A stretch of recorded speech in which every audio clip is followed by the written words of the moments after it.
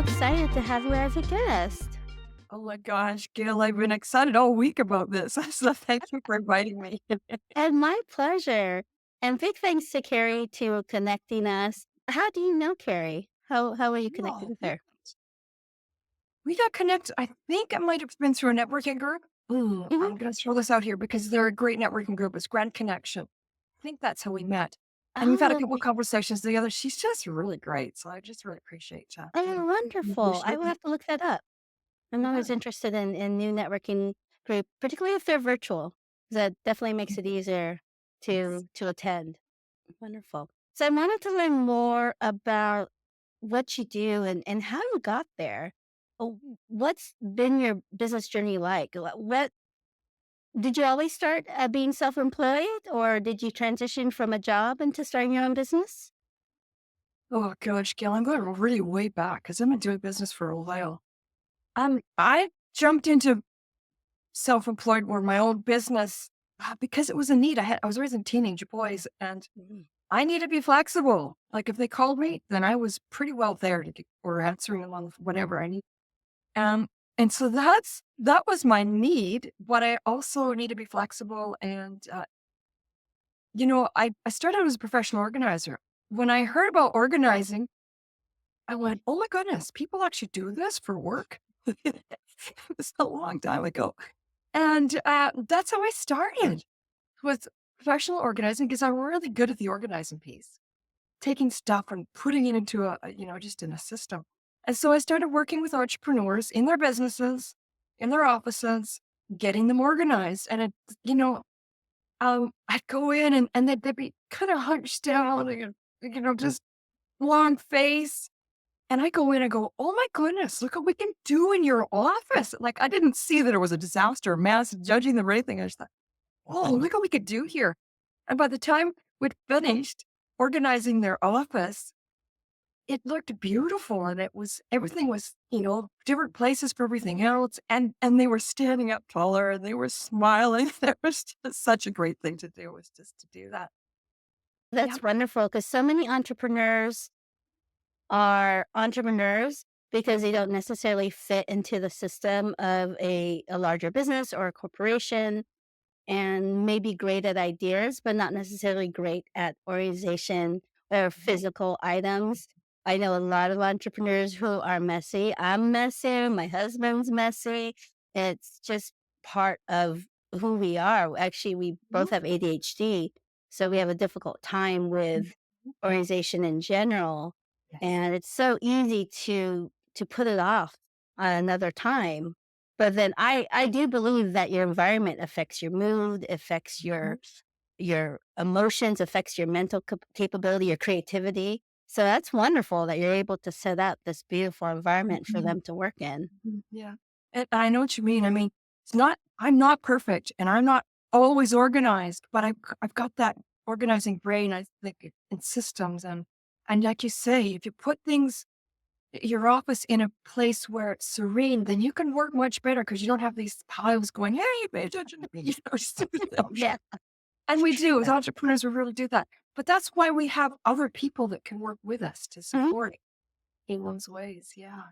Yeah. Gail, that I found that though that getting in and like we're talking about getting in and organizing for entrepreneurs, it didn't stick. Just like we're talking about, it just didn't. Yeah. And I'm going, okay, how can I really serve people better? And I went down that trail. Oh my goodness, productivity, efficiency, mindset, all of those pieces about how to get there. And I went on a long journey and ended up getting coaching certifications and financial background and Oh, wow. yeah, and different certifications going on this journey of how do I help entrepreneurs better. And then I got into the marketing piece, and which I really like that creative part. Or the branding really is what I love, is the branding piece. But Oh, and okay. maybe I'll show you just a little bit about what my next project Sure. is too. So I was going along really well with my business. I liked it, but things were just there was just something missing. Mhm. And I'm so creative. Like I just need to bring creativity into my life, and I just really do, and I miss it. So I actually fell into doodling. And I laughed the whole time I signed up. I laughed the whole time I was doing the course. I laughed afterwards that I could be doing this for business. I was good. Oh my goodness, I could really do this. I really can. And that's what brought in the color and creativity for me to actually bring pieces together with people. So now I take their strategy, put it on paper in icons and pictures and images. And then they've got one sheet, or maybe we'll do a couple of different sheets for their business that they can look at and go, okay, yeah, this is what I do. And so I've just got some little ones here. I can show you just some ideas about here's something you could do, about some Mhm. ideas about where you go from one thing to another. Here's fishing for ideas. Just If how you're far. listening and you haven't hopped on to the YouTube channel to watch, Val's holding up illustrations that she's drawn. The first one was how would you describe that? Like a half circle with like a meter from red, yellow, green. Yes, a meter. Yes. Yeah, which would be great for where tracking KPIs or key performance indicators or leading or lagging indicators.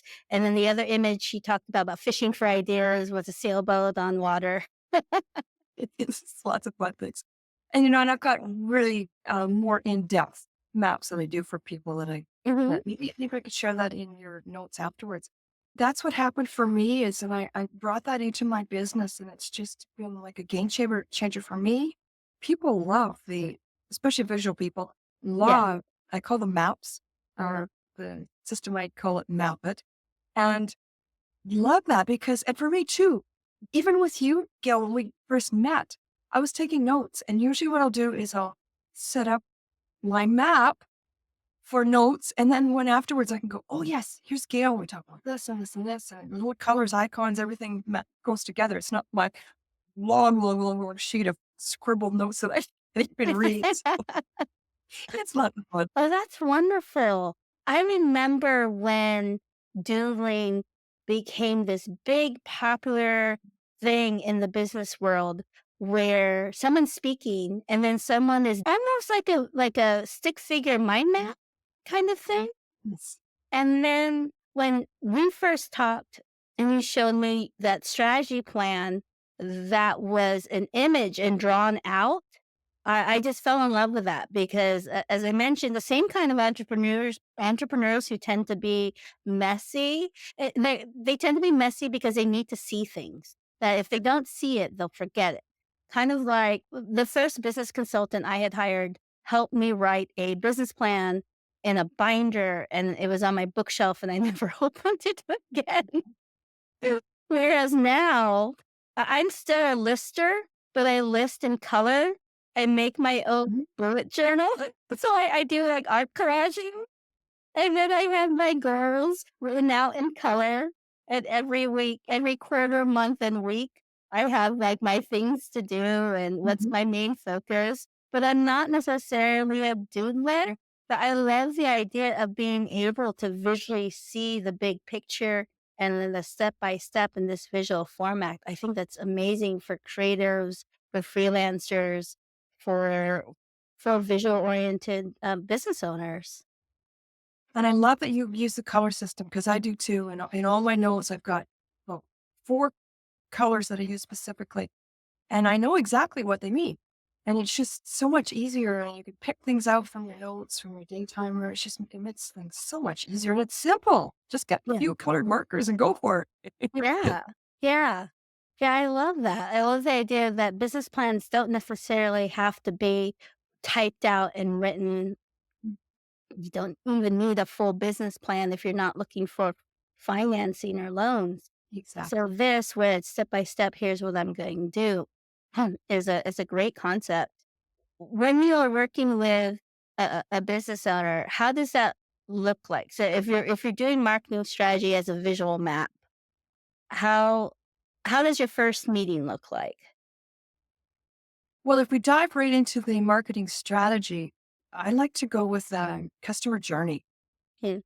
And we take the stages that a customer goes through till the end and outline write down exactly what your customer is looking for, some of the pieces that you're doing, some of the pieces you're not doing to take that journey and make it flow through that customer because that's what it's all really all about, I think, is customer wow. How do we give them such an experience that they keep coming back for more? And that's really where I like to go is a customer journey. And then you can see that takes you right through your whole marketing journey. Mhm. Like, where do I need to make things better? What are working really well? And then you can see that throughout that whole journey where you need to make things better. And congratulate yourself for the places that you are doing really well and your clients are getting those results that you actually are projecting and providing them with. It's wonderful. Once they've created the visual map with you, are you then coaching them so that they stay accountable and are able to adjust their plan throughout the year? Yes, I can do that. But because I've gone down that rabbit trail, I can help them implement Okay. their strategy as well. I really, really like doing clarifying your message, your Mhm. brand, your website. Let's make it clear so people know what you do and how you help them. And then I can actually set them up with a funnel. I can refresh their website. There's so many pieces. I got a financial background. I can talk about finances too. So I can really actually implement different places too for them as along the journey. It's not just let's have the map and go away, come back again if you got some Right. trouble. Let's actually get in there and get these things implemented so that you can get out there and do it your best.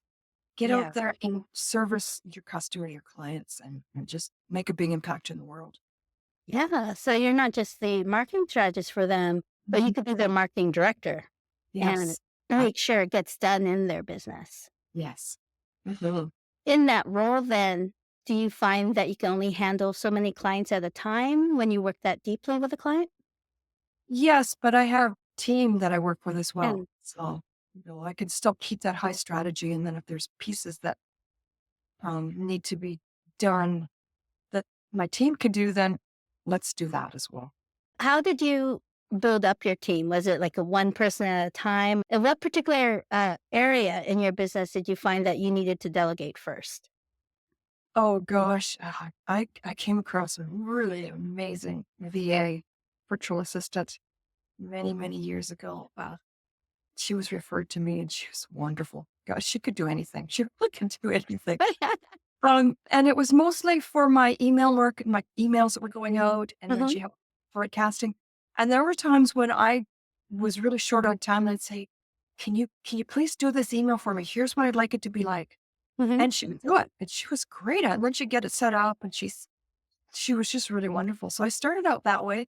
And I had someone else that was working with me in my podcast. And then I switched that to someone else. And it's just, people come along and I go, okay, this person would really work well with me, and that's kind of how I've been building my team. And then the other piece that I like to say is I have a team that are actually consultants and Mhm. service providers on their own that I can refer to, and I call them part of my team because Okay. they're really good at what they do, and I'm maybe not so good me at that. And so that's part of my team as well is people like yourself, Gail, that can fill in those places that I'm not as good as you say you are. Oh, that's great. And that's a great point for business owners to remember, entrepreneurs, freelance to remember, is you don't have to hire people as employees to build out your team as you can refer out. In California and maybe in other parts of the country as well, I have to double check. There is a law that if we are outsourcing to independent contractors, they have to be doing something that is not critical to your business. So, for example, if I was a graphic designer, I can't hire a contractor to be an assistant graphic designer, for example, because it's core to my business. So Um, that's something to think about. But as you mentioned, Val, your core business is the strategy and then, having a outsourced contractor to write emails or to do social media or other parts of the funnel, that's not core to the business. So that's how, other entrepreneurs who are listening, how do I build a team is you could start with other freelancers, other contractors, people who have their own business. and delegate that way. Yes. And as we mentioned, as entrepreneurs, we're out there doing a gazillion things usually. And it's a great way to, you don't have to do everything. You can bring people in and that can support you in this. And I just want to tie back to the strategy piece, Gail. Like when we have that strategy, then we've got more clarity to actually get the grounding in our business and be able to grow um, more Yes. more easily, being more impactful as well. Yeah, that's really important. I think beginning marketers and many business owners confuse strategy and tactics, and Uh-huh. often because they're good at Instagram or they're good at LinkedIn, that they understand strategy, where strategy is the bigger picture, the branding, the message, the customer journey, and bringing that all together. And then you go into tactics. So that strategy part, something we can't miss. You got to be able to focus on that first before jumping in on the tactics. Mhm, exactly. Because if you jump in on the tactics, for instance, Instagram, you're posting. Well, Yes. why are you posting? Like, what messaging are you?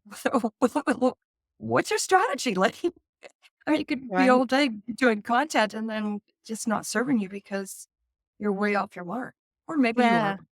There's so many young creators on TikTok, for example. Mhm. Well, there's businesses based on brand deals because of their millions of followers and millions of views, especially during the pandemic. But then they get burnt out because they always have to be on, they always have to perform, and they built their business around short-term content. That's their only business, it's their only income stream. So they haven't developed a full business plan, and they didn't know. I think they were just doing it for fun, and here comes the money, and then, "Oh my gosh, what am I doing now?" Exactly. Yeah, it's an interesting problem to have. Mhm. Sure, yes. Have you heard of, Vanessa Lau? She is a or was an Instagram coach. She might have been coaching on YouTube as well. She famously built a seven-figure business doing Instagram coaching and then just stopped all of a sudden and went offline for a year. She's recently just came back on to describe the impact in her life and everything. But I always found that fascinating as someone who just builds and builds and builds without thinking about, is this really what I want? And mm, yeah, she did have a strategy. She had a funnel, but there were definitely leaks in it because she had to keep performing to make her launches work, so to speak. Performing's a bad word, but I think that's what she felt like. Well, yeah, you do. You really do. You just get totally burnt out with it. And Yeah. again, with the strategy, you look at your business and what you want to do for you. Mhm. What are those pieces you love doing, and what are the places that you can automate? I know someone in my on my consultant team. I just spoke to her the other day. She does all the tech stuff. I'm going, oh my goodness, there's so many people could use that service. Oh, What yes. what is it really works for you? What your business look like? For me, I'm not much on Facebook. I love LinkedIn. Mhm, But Facebook is not my thing, so I stick to LinkedIn. And I mean, mhm. it's just what is going to serve you while you're serving your clients. Right, right. I'm curious, going back a little bit, how did you get your first clients? Were your organizing client well, we can go all the way back. How did you get your first organizing clients? Yeah, I was doing a lot of networking at the time. Mm, And that's usually the way it happened. And sometimes it took a while for people to actually hire me because they wanted to feel safe with someone. I know one of mhm. my friends, I knew him for a long time, and he finally asked me to help him.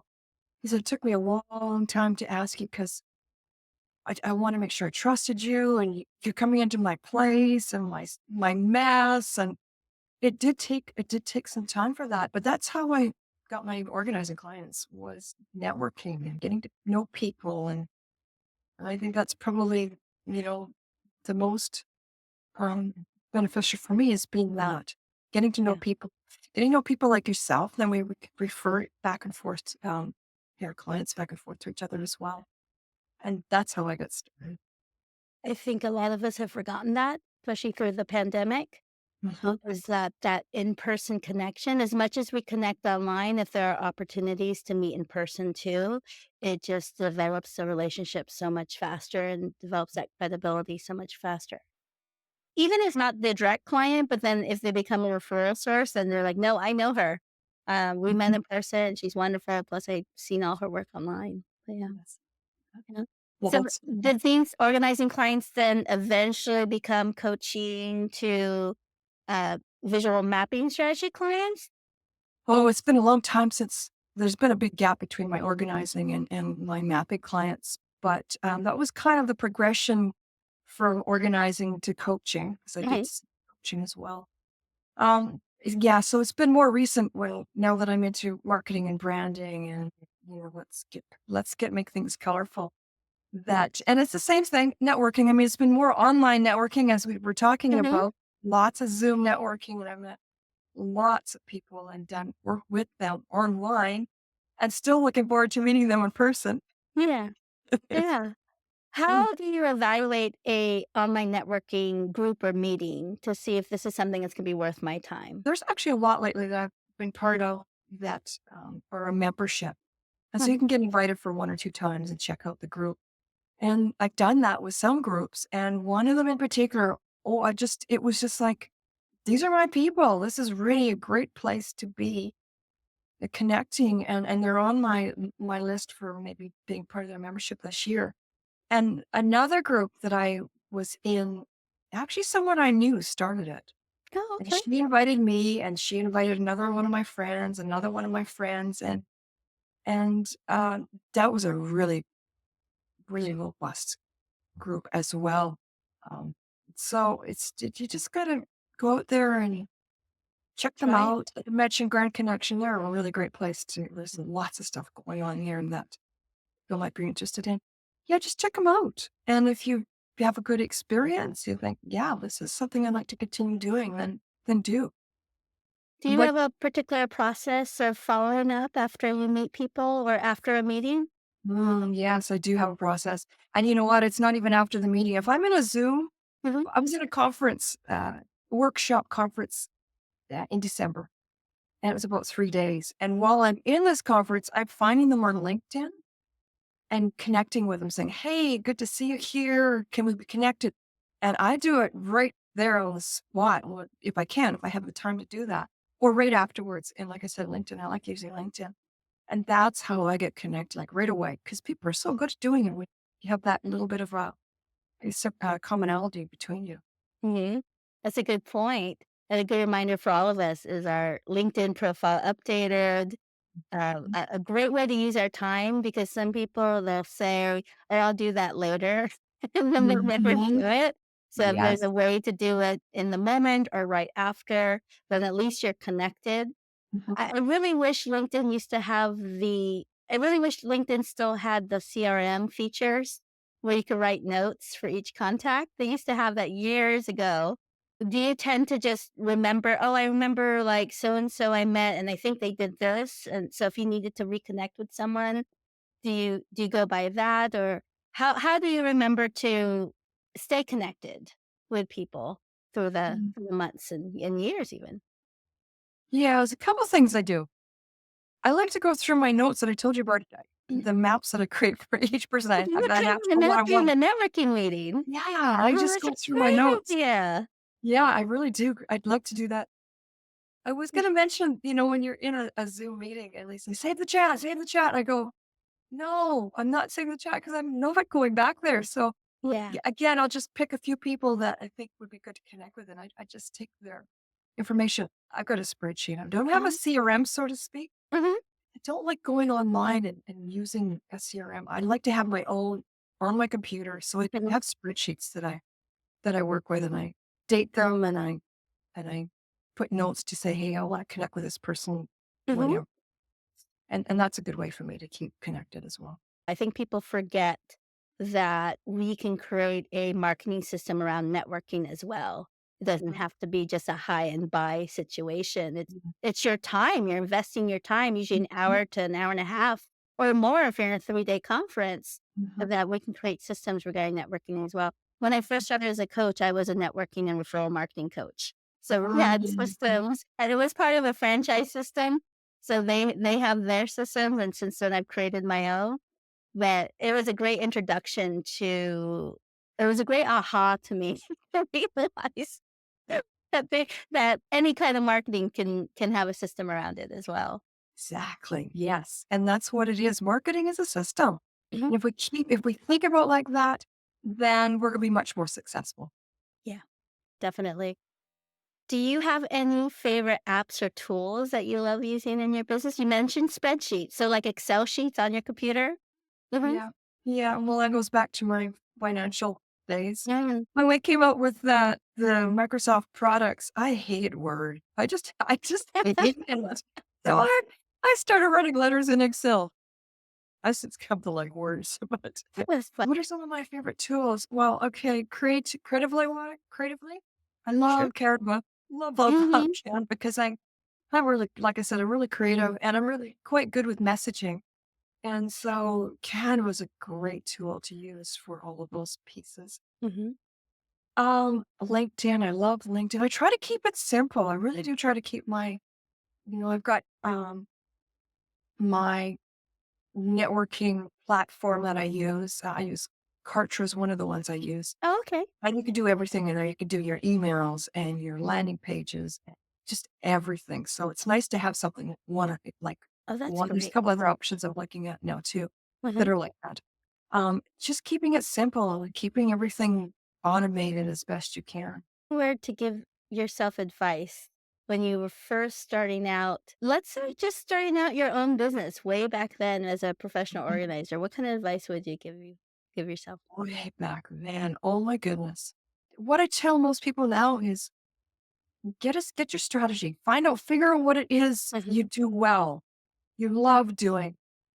Find out again what platforms you like to use, and then stick with that for a while.